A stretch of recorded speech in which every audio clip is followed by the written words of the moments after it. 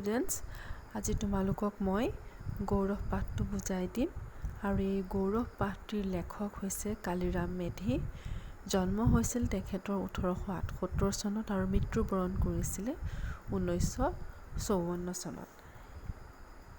তেখেত হাজোৰ ওচৰৰ ৰামদিয়া গাঁৱত জন্ম লৈছিলে আৰু বহু মেধাৱী তেওঁ ছাত্ৰ আছিলে আৰু সাহিত্যৰ বিষয়ত তেওঁ অতিকৈ গুৰুত্ব দিছিল। তেওঁ পদাৰ্থ বিজ্ঞানৰ ছাত্ৰ হৈছিল যদিও ভাষাবিদ আৰু ব্যাকৰণ প্ৰণেতা হিচাপেহে তেখেতে খ্যাতি লাভ কৰিছিলে। আৰু তেখেতৰ ডাঙৰ কীৰ্তি হৈছে বহু গ্ৰন্থ লিখিছিল। তাৰ ভিতৰত ডাঙৰ কীৰ্তি হৈছে অসমীয়া ব্যাকৰণ আৰু ভাষাতত্ত্ব।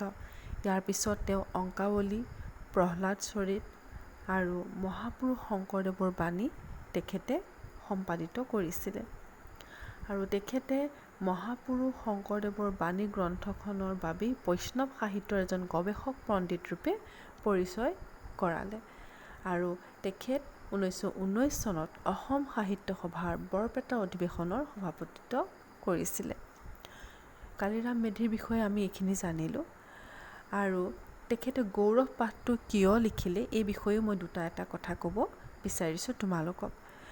কাৰণ কালিৰাম মেধি বিভিন্ন ঠাইত ভ্ৰমণ কৰিছিলে শিক্ষাগত অৰ্হতাৰ কাৰণে বা যিকোনো শিক্ষাৰ এটা দুটা কথা তেওঁ লিখিবৰ বাবেই ভ্ৰমণ কৰিছিলে। আৰু সেই সময়ত আমাৰ মেধি ডাঙৰীয়া দেৱে বহু মানুহ লগ পালে, বহু সংগ লাভ কৰিছিলে। আৰু কোনো সময়ত কিছুমান মানুহে কেনেদৰে গৌৰৱ কৰিছিল সেই কথাও তেওঁ মন কৰিছিলে, সূক্ষ্মভাৱে পৰ্যালোচনা কৰিছিলে।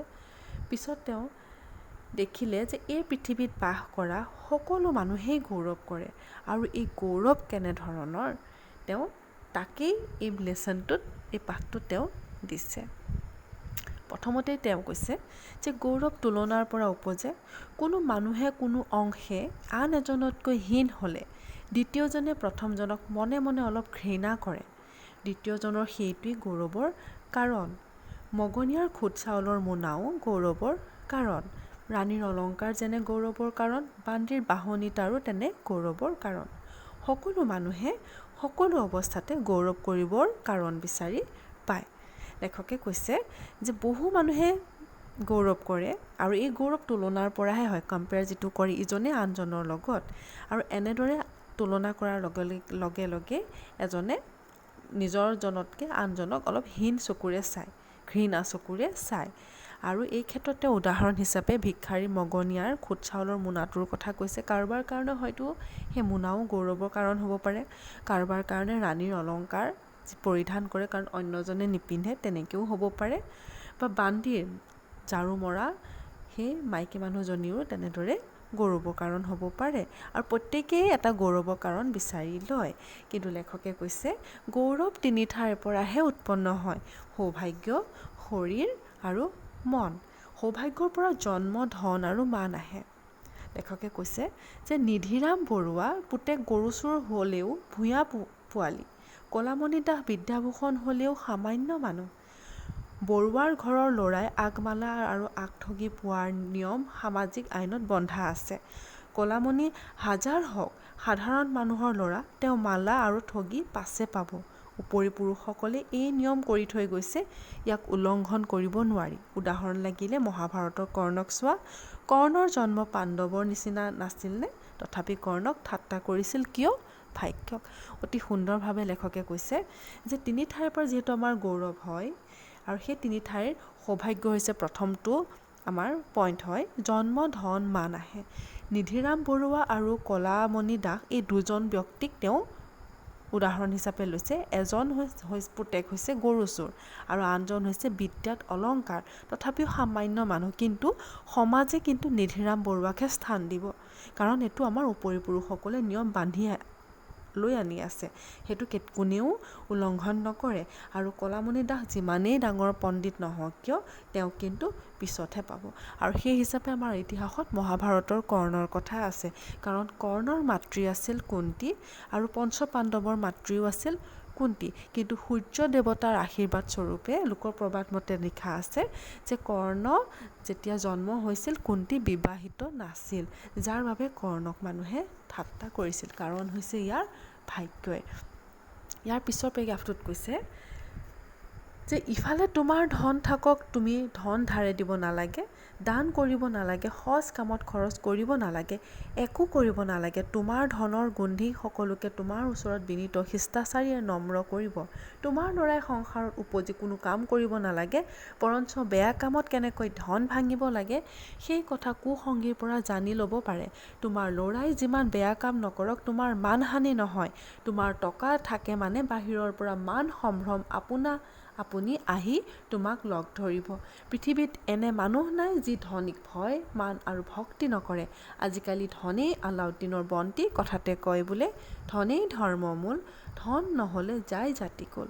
ইয়াতে লেখকে অতি সুন্দৰভাৱে টকা পইচাৰ গুৰুত্বৰ কথা কৈছে। বৰ্তমান সমাজত হওক আৰু এইটো চলি আহি আছে, যাৰ টকা পইচা আছে তেওঁলোকে সমাজত একো কামো কৰিব নালাগে, ধন ধাৰ দিবও নালাগে, দানো নকৰে, তথাপিও কিন্তু সমাজত তেওঁলোকৰ নাম থাকে, কাৰণ তেওঁলোক ধনী।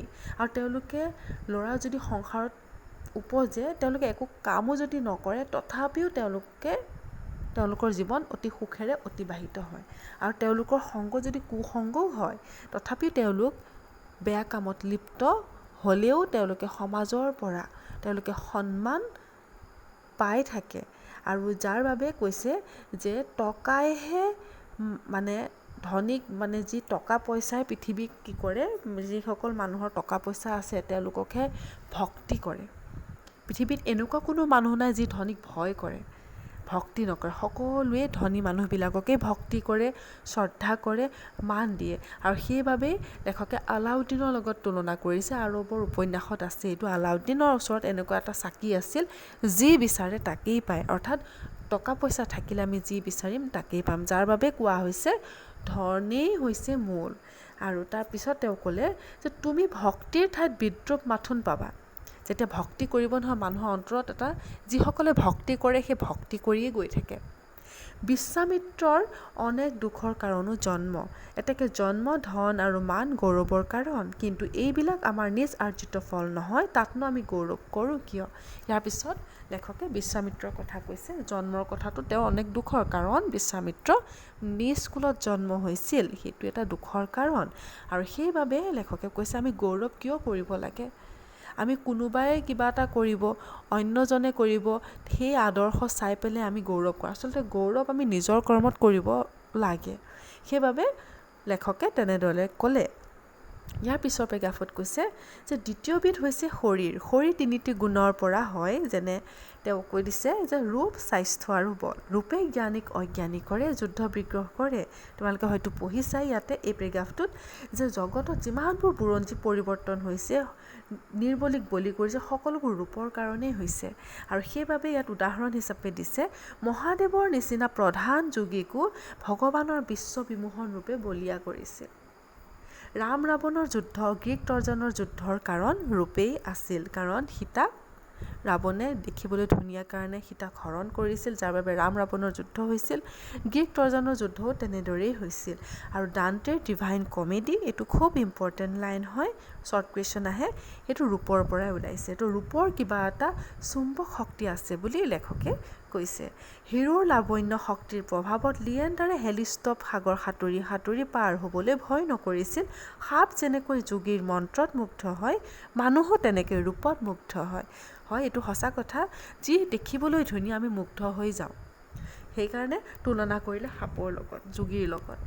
এই ৰূপৰ বলতে বহুতে বহু ঠাইত মান আৰু ভক্তি পায়। মহাপুৰুষ শংকৰদেৱৰ ৰূপ আৰু শান্ত মূৰ্তিয়ে তেওঁৰ প্ৰতিদ্বন্দ্বীৰ পৰাও ভক্তি আৰু শ্ৰদ্ধা আকৰ্ষণ কৰিছিল। ৰূপৰ প্ৰভাৱতে মহম্মদক বধ কৰিবলৈ উদ্যত শত্ৰুৰ হাতৰ তৰোৱাল খহি পৰিছিল। ইয়াতে উদাহৰণ দি দিছে, ৰূপৰ কাৰণে শংকৰদেৱ, মহম্মদ সকলোখিনি ৰূপৰ কাৰণেই তেওঁলোকক ভক্তি কৰিছিল, শ্ৰদ্ধা কৰিছিল, লগতে মাৰিবলৈ লোৱা তৰোৱালো খহি পৰিছিল। সেইকাৰণে কৈছে ৰূপ ঈশ্বৰ দত্ত, ভগৱানে দিয়া। উদাহৰণ হিচাপে কৈছে যে কামদেৱ, এণ্ডিমেন এওঁসকল লোক হৈছে ৰূপৰ অধিকাৰী। তিলোত্তমা আৰু হেলেন হৈছে ৰূপ মাধুৰী, নিজৰ আৰ্জিত নহয়। নিজৰ আৰ্জিত মানে নিজে কৰা, নিজে গঠন কৰি লোৱা। তেওঁলোকৰ জন্মগতভাৱে তেওঁলোক ধুনীয়া আছিল, কিন্তু সেই বুলি ৰূপৰ ওপৰত আমাৰ হাত নাই এনে নহয়। হৰমোহন ৰূপ পাব নোৱাৰিলেও নিজ চেষ্টাৰ ফলত কুৎসিত আকাৰ কিছু পৰিমাণে কমাব পাৰি। জাপানীবিলাকে তেওঁলোকৰ গহ ককেছিয়ানবিলাকৰ নিচিনা কৰিবলৈ চেষ্টা কৰিব লাগিছে, কিঞ্চিত কৃতকাৰ্যও হৈছে। সৌন্দৰ্য বঢ়োৱাত স্বাস্থ্যই বৰ সহায় কৰে। স্বাস্থ্য ভালে থাকিলে আৰু তেজ পৰিষ্কাৰ থাকিলে মুখৰ গাহ বেয়া হ'লেও মানুহ দেখিবলৈ কুশ্ৰী নহয়। ইয়াতে লেখকে কৈছে যে আমি সৌন্দৰ্যটো যেনেদৰে ভগৱানে দিয়া, কিন্তু কিছু হ'লেও আমি এই সৌন্দৰ্য আমাৰ হাতত থাকে। আমি চেষ্টাৰ বলত আমি কিছুমান নিজকে ধুনীয়া কৰি ৰাখিব পাৰোঁ। আৰু যাৰ বাবে কৈছে লেখকে যে সৌন্দৰ্য হ'বলৈ হ'লে, নিজকে ধুনীয়া দেখাবলৈ হ'লে স্বাস্থ্যৱানৰ ওপৰত গুৰুত্ব দিব লাগিব, নিজৰ শৰীৰৰ ওপৰত। তেজ পৰিষ্কাৰ হ'ব লাগিব, তেতিয়া মানুহৰ যিটো কালাৰ আছে, যিটো ৰং আছে, বেয়া দেখিলেও এইটো বস্তু ক'লাত হ'লেও দেখিবলৈ বেয়া নহয়, কুশ্ৰী নহয়, বেয়া নহয়, কাৰণ স্বাস্থ্যৱান। কিন্তু ৰোগীয়া মানুহৰ মুখ কাৰ্তিক নাৰ্চিছাছৰ নিচিনা সুন্দৰ হ'লেও দেখিবলৈ কুৎসিত আৰু ঘৃণা লগা হয়। তাৰমানে লেখকে কৈছে যিমান ধুনীয়া নহওক কিয়, যদিহে স্বাস্থ্যটো যদি ভালে নাথাকে কুৎসিত দেখাব। ৰোগীয়া মানুহ ৰঘুৰ দৰে ভাগ্যৱান আৰু প্ৰতাপী হ'লেও সুখী হ'ব নোৱাৰে। স্বাস্থ্যৰ অভাৱ বা ৰোগক একৰকম নৰক বুলিব পাৰি। জমপুৰীৰ নৰক আৰু পৃথিৱীৰ ৰোগ যন্ত্ৰণা একে, বৰঞ্চ নৰিয়া নৰকতকৈও বেছি। কিয়নো মৃত্যুৰ পিছত কি আহে আমি ভালকৈ নাজানো, কিন্তু ৰোগ হ'লে আমি কষ্ট পাওঁ, তাক আমি সকলোৱে জানো। এতেকে ৰূপ আৰু স্বাস্থ্য গৌৰৱৰ কাৰণ বুলিব পাৰি। লেখকে অতি সুন্দৰভাৱে কৈছে যে এগৰাকী যেতিয়া বেমাৰী হয়, কোনো এজন মহিলা বা কোনো এজন যুৱক বেমাৰী হোৱাৰ লগে লগে কাৰোবাৰ আশ্ৰয় লৈহে তেওঁ আগুৱাই যাব পাৰে, যাৰ ফলত তেওঁ গোটেই জীৱন অসুখী হয়, দুখত থাকে। আৰু সেইবাবে কৈছে যে কোনোবা এজন ব্যক্তিৰ মৃত্যু ঘটিলে আমি গম নাপাওঁ কিমান কষ্ট, কিন্তু ৰোগ যেতিয়া হয় আমি অনুভৱ কৰোঁ কষ্ট কিমান। আৰু সেইবাবে ৰূপ আৰু স্বাস্থ্যক লৈ গৌৰৱ কৰাটো উচিত। যিয়ে অতি সুন্দৰভাৱে ৰাখিছে তেওঁ সদায় ৰূপ আৰু স্বাস্থ্যক লৈ গৌৰৱ কৰিব। ইয়াৰ পিছৰটো পইণ্ট হৈছে বল। শৰীৰৰ আন এক গৌৰৱৰ কাৰণ হৈছে বল। ভীম হাৰকিউলিছৰ বল কোনে গৌৰৱৰ বিষয় নহয় বুলিব। বলে মানুহক সাহস, স্ফূৰ্তি আৰু আনন্দ দিয়ে। তাৰমানে বলে আমাক সেইখিনি দিয়ে, আনন্দ দিয়ে। ধৰি লোৱা তোমালোকে যদি আজি ঘৰত পাঞ্জা খেলা, যদি জিকা, তেনেহ'লে আমাৰ মনটো ভাল লাগিব। সেইকাৰণে কৈছে বলে মানুহক সদায় আনন্দ দিয়ে, আৰু বল থাকিলে মানুহে আনৰ ওপৰত কেতিয়াবা প্ৰভুত্ব চলাব আৰু আনৰ পৰা ভয় আৰু ভক্তি আকৰ্ষণ কৰিব পাৰে। বল ঈশ্বৰ দত্ত হ'লেও তাক নিজে চেষ্টা কৰি বহুত পৰিমাণে বঢ়াব পাৰি। চেণ্ডু আৰু প্ৰফেচাৰ ৰামমূৰ্তিৰ বল অনেকাংশ নিজ চেষ্টাৰ ফল।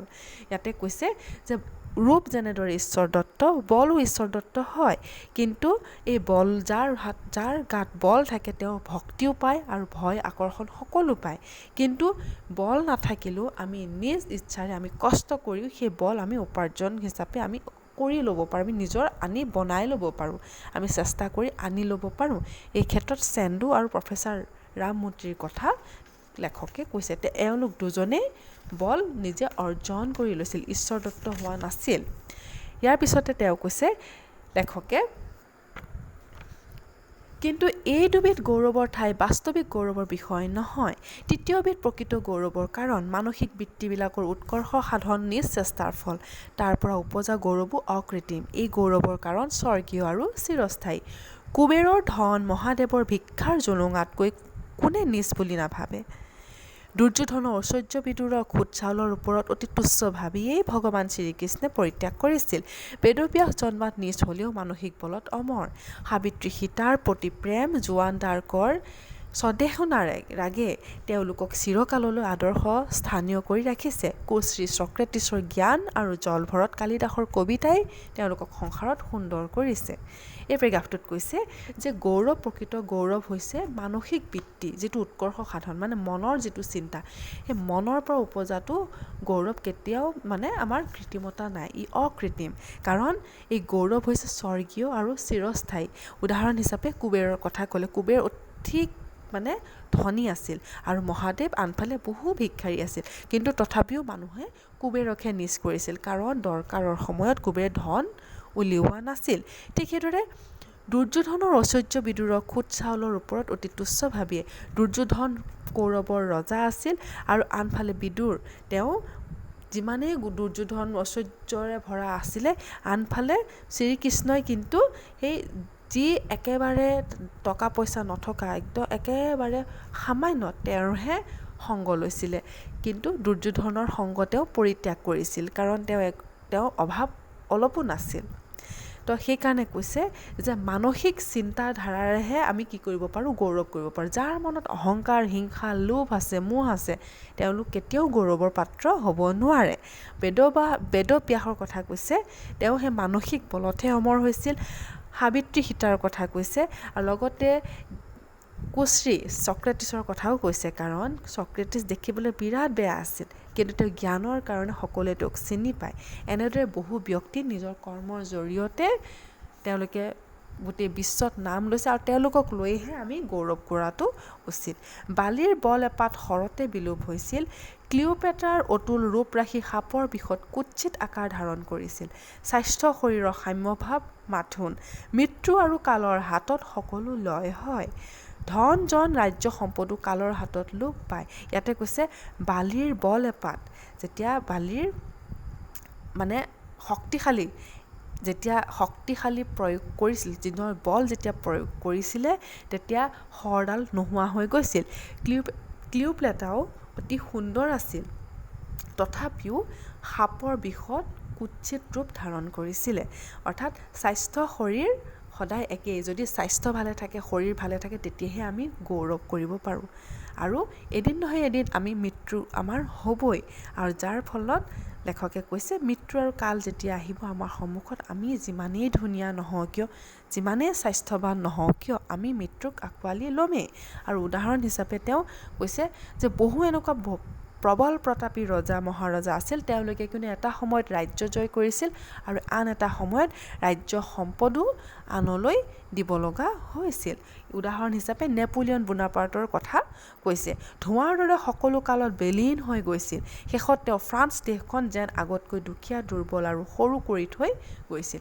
এটা সময়ত তেওঁ ইমান প্ৰবল প্ৰতাপী আছিল, আৰু এতিয়া বৰ্তমান তেওঁ ফ্ৰান্সখনো মানে যুদ্ধ কৰি এখন দেশৰ লগত সিখন দেশৰ যুদ্ধ কৰি ঠাই দিওঁতে ফ্ৰান্সখন একেবাৰে সৰু হৈ পৰিছিল।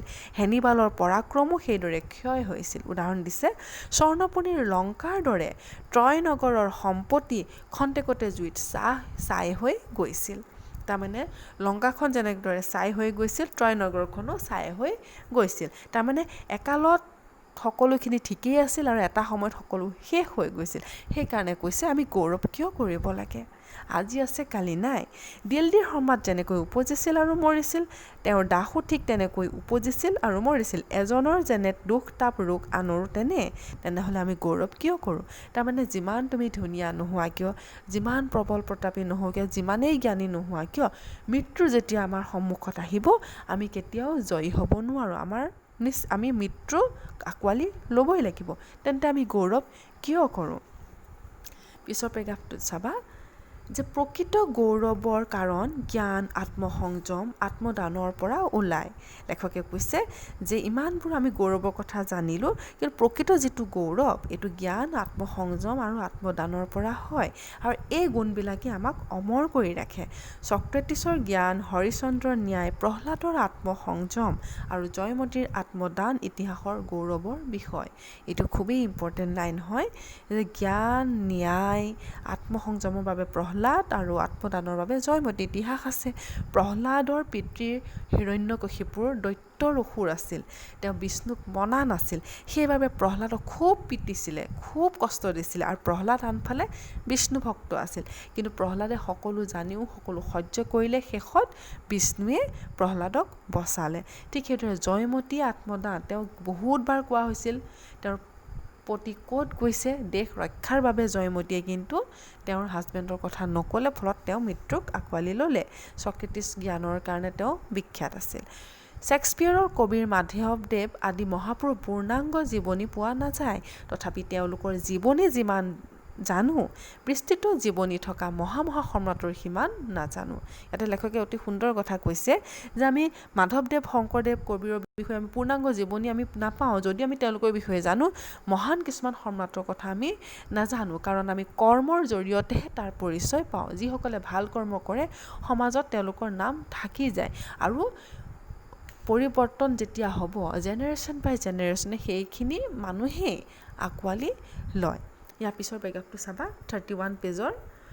বাতৰি কাকতত বহুত ধনী মানী আৰু ডাঙৰ মানুহৰ কথা পঢ়িবলৈ পাওঁ, দুখীয়া কবি, দাৰ্শনিক, পণ্ডিত, স্বাৰ্থত্যাগী আৰু পৰোপকাৰী মানুহৰ কথা শুনিবলৈ নাপাওঁ। কিন্তু শেষত কাৰ নাম ওলাব, ডাঙৰৰ নে দুখীয়াৰ? গৌতম বুদ্ধ দিন ভিক্ষাৰী আৰু শুদ্ধোধন ৰজা আছিল। এতিয়া যদি কোনোবাই শুদ্ধোধনৰ নাম জানে তেন্তে সি কেৱল বুদ্ধদেৱৰ চহট। শুদ্ধোধন বুদ্ধৰ বাপেক নোহোৱা হ'লে আজিকালি কেইজন মানুহে শুদ্ধোধনৰ নাম জানিলে হয়। ইয়াতে কৈছে লেখকে যে সমাজত বহুতে বহুত কাম কৰে, ভাল কাম কৰে, আমি যিমানেই পৃথিৱীত ভাল কাম নকৰোঁ কিয়, ডাঙৰ মানুহৰ কথা আমি পঢ়িবলৈ পাইছোঁ, তথাপিও আমি কিন্তু শেষত সেই সকলৰ নাম নোলায়।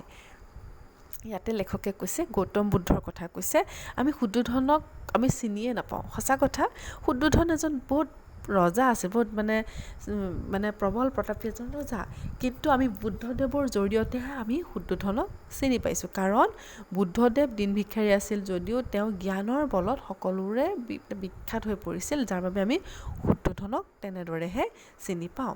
ইয়াৰ পিছৰ পেৰেগ্ৰাফটো চাবা। কেতিয়াবা নাম নোহোৱা অৱস্থাও গৌৰৱৰ বিষয় হৈ পৰে। হোমাৰৰ জন্মস্থান অনিশ্চিত, এই নিমিত্তে স্মাৰ্না, ৰোডস্কল, কোন, চেলামিছ, কাইয়ছ, আৰ্গছ আৰু এথেন্স দেশৰ মানুহে হোমাৰ তেওঁলোকৰ ঠাইত জন্মিছিল বুলি গৌৰৱ কৰে। তাৰমানে কি হয়, কেতিয়াবা আমি কি কৰোঁ, কোনো এটা জেগাত কোনোবা এজন বিশেষ ব্যক্তি যদি জন্ম লয়, সেই জেগাৰ স্থানৰ নাম আমি নিজে উনুকিয়াই দিওঁ। যেনে ধৰা বহু মানুহ এনেকৈ আছে, নগাঁৱত শংকৰদেৱ, হিমা দাসৰ কথা হ'লে বহুতে এনেকৈ ক'ব, আমাৰো ঘৰ নগাঁৱতেহে, আমাৰ ঘৰৰ ওচৰৰ ছোৱালী, এনেদৰে ক'ব। তো বহু এনেকুৱা ব্যক্তি আছে যে নিজৰ ঠাইখনত যদি কোনোবা এজন বিশেষ ব্যক্তি জন্ম লয়, সেই ঠাইখনৰ নাম লৈ নিজেই গৌৰৱ কৰে। এনেদৰে অনন্ত কণ্ডলী আৰু ডাকক লৈ বঙালী, অসমীয়া আৰু বিদ্যাপতিক লৈ মৈথিলী আৰু বঙালীয়ে টনাটনি লগাইছে। আনকি অসমৰ ভিতৰত ভিন ভিন জিলাৰ মানুহে মাধৱ কণ্ডলী, মাধৱদেৱ, অনন্ত কণ্ডলী আদি মহাত্মাসকলক ভিন ভিন ঠাইত পেলাইছে। তাৰমানে জেগা চাই, এখন ঠাই চাই পেলাই সেই বিশেষ ব্যক্তিক লৈ টানা আজোৰা কৰা দেখা পাইছোঁ। আকৌ সাধাৰণ মানুহবিলাকেও তেওঁলোকৰ নিজ জাতৰ বা একে ব্যৱসায়ৰ কোনো মানুহক বিখ্যাত হোৱা দেখিলে তেওঁৰ নাম কৈ সেই জাতৰ গৌৰৱ কৰে। তেওঁলোকৰ ভিতৰত এজন যদি ডাঙৰ হ'ব পাৰে তেন্তে তেওঁলোকে নোৱাৰাৰ কাৰণ কি, এইটোও লেখকে কৈ দিছে। বহু মানুহ এনেকুৱা আছে যে কোনোবাই যদি তেওঁৰ যদি বিখ্যাত ফেমাছ হৈছে, যেনেকৈ গ্ৰিনিছ ৱৰ্ল্ড ৰেকৰ্ডত যেতিয়া কিছুমান নাম যেতিয়া অসমৰ পৰা যদি যায়, ভাৰতৰ পৰা যদি যায়, আমি তেনেকৈ গৌৰৱ কৰোঁ। বা ভাল ব্যৱসায়িক লৈ পেলাই যেতিয়া মানে বিখ্যাত হয়, তেতিয়া আমি গৌৰৱ কৰোঁ যে এইজন মানুহৰে আমি মানে চিনি পাওঁ বুলি চিনাকিটো দিওঁ। তো এইখিনি কথা লৈ পেলাই তেওঁ ক'লে যে দেশ বিজয় কৰা বীৰসকলক আমি গৌৰৱৰ পাত্ৰ বুলি ভাবোঁ, কিন্তু বিজেতাই প্ৰথম দিন দেশ জয় কৰে, দ্বিতীয় দিন ৰাখে, তৃতীয় দিন বিজিত দেশ তেওঁৰ হাতৰ পৰা যায়। বিজেতাই মানুহকে পৰাস্ত কৰে, মানুহৰ মনক পৰাস্ত কৰিব নোৱাৰে। ইয়াতে লেখকে কৈছে যে বহু এনেকুৱা বীৰ আছে, তেওঁলোকে নিজৰ কৰ্মৰ জৰিয়তে গৌৰৱ অৰ্জন কৰি লয়, কিন্তু বহু এনেকুৱা মানুহ আছে যিয়ে আজি জয় কৰিলে, কালি জয় কৰিলে, কিন্তু এটা সময়ত কিন্তু হয়তো জয়ী নহ'বও পাৰে, কিন্তু মানুহৰ মন যেতিয়া জয় কৰিব পাৰিবা তেতিয়া গোটেই জীৱনভৰ সেই কথাখিনি মনত থাকে। জুলিয়াছ চিজাৰে বাস্তৱিকতে দেশ জয় কৰা নাছিল, কিন্তু ভাৰ্জিলে কৰিছিল। আলেকজেণ্ডাৰে দেশ লৈছিল, কিন্তু প্লেটোৱেহে মানুহৰ মন জয় কৰিলে। কাৰণ কিয়, প্লেটো জ্ঞানী আছিল। বহু মানুহে যুদ্ধ কৰি জয় কৰিছে, কিন্তু কালৰ ক্ৰমত সকলোবোৰ শেষ হৈ গৈছে। কৰ্মৰাজি জ্ঞানৰ জৰিয়তেহে মানুহৰ মন জয় কৰিছিল। ইউৰোপত এতিয়া কাৰ জয় পতাকা উৰিছে, নেপোলিয়ন বোনাপাৰ্টৰ নে মাৰ্টিন লুথাৰৰ? আকবৰৰ ৰাজ্য কেতিয়াবাই চাৰখাৰ হ'ল, কিন্তু গৌতম বুদ্ধৰ হোৱা নাই। চুকাফাৰ ৰাজ্য আৰু নৰনাৰায়ণৰ ৰাজ্য কালে ধ্বংস কৰিলে, কিন্তু শংকৰদেৱৰ ৰাজ্য ধ্বংস কৰিব পৰা নাই। তেওঁৰ ৰাজ্য তুতক চাৰি বাঢ়িছেহে। নিউটন, ডাৰউইন আদি পণ্ডিতে তেওঁলোকৰ নিজ ভাৱৰ আনৰ মনত সুমুৱাই দি তেওঁলোকৰ নিচিনা সকলোকে চিন্তা কৰিবলৈ দিছে। কেনেকৈ? আমাৰ মন জয় কৰি তেন্তে গৌৰৱ কাৰ? লাষ্টতখিনিত কৈছে যে লেখকে যে বহু মানুহ আছে, নেপোলিয়ন বোনাপাৰ্ট আছে, মাৰ্টিন লুথাৰ আছে, আকবৰ, সকলো আছে, কিন্তু আমি কাক মনত ৰাখিলোঁ? গৌতম বুদ্ধকহে ৰাখিলোঁ। কাৰণ তেওঁ বুদ্ধং শৰণং গচ্ছামি বুলি তেওঁ এটা ভাৱাৰ্থ এটা উলিয়াই দিছিল। গছৰ তলত তেওঁ ধ্যান কৰি কিছুমান উত্তৰ তেওঁ পাইছিলে। আনফালে চুকাফাৰ কথা জানো, নৰনাৰায়ণৰ কথা জানো, সকলোবোৰ ৰাজ্য ধ্বংস হৈ গ'ল, কিন্তু শংকৰদেৱ কিন্তু আজিও জীয়াই আছে। 500-600 বছৰ হৈ গ'ল, আজিও তেওঁৰ কৰ্মৰাজি জীয়াই আছে। সেইবাবে তেওঁ ক'লে যে আমাৰ মন যিসকলে জয় কৰিছে সেইসকলক লৈহে আমি গৌৰৱ কৰিব লাগে। তেনেহ'লে গৌৰৱ কাৰ? আমি সৰু সৰু কথাক লৈ, কাপোৰক লৈ, পিন্ধন উৰণক লৈ পেলাই, জুলুঙাক লৈ পেলাই আমি গৌৰৱ কৰোঁ। আচলতে নহয়, আচলতে প্ৰকৃত গৌৰৱ হৈছে আত্মজ্ঞান, আত্মসংযম আৰু আত্মদান। এইখিনিহে প্ৰকৃত জ্ঞান আৰু এইখিনি হৈছে প্ৰকৃত গৌৰৱ। আৰু এইখিনি গৌৰৱ চিৰন্তন সত্য, আৰু এইখিনি গৌৰৱৰ জৰিয়তেহে মানুহে গৌৰৱ কৰিব লাগে, আৰু গৌৰৱ কৰিলে সদায় এইখিনি কৰ্মৰ জৰিয়তে সদায় পৃথিৱীত জীয়াই থাকিব, গৌৰৱেৰে জীয়াই থাকিব। তেনেহ'লে নিশ্চয় বুজি পাইছা আজিৰ লেচনটো। মই তোমালোকক কেইটামান পিকচাৰ ইয়াত দি দিছোঁ, কালিদাসৰ পিকচাৰ, শংকৰদেৱৰ পিকচাৰ আছে। তাৰপিছতে এইখিনি তোমালোকে শব্দ অৰ্থখিনি, চমুটোকাখিনি চাই ল'বা। ইয়াৰ পিছত শ্বৰ্ট কুৱেশ্যনবোৰ আহে। তাৰপিছত এয়া হৈছে আলেকজেণ্ডাৰ, এয়া হৈছে গৌতম বুদ্ধ। তোমালোকে চিনি পোৱাই, তথাপিও এবাৰ দি দিছোঁ। ঠিক আছে, থেংক ইউ। কিবা নুবুজা থাকিলে মোক তোমালোকে প্ৰশ্ন কৰিব পাৰা।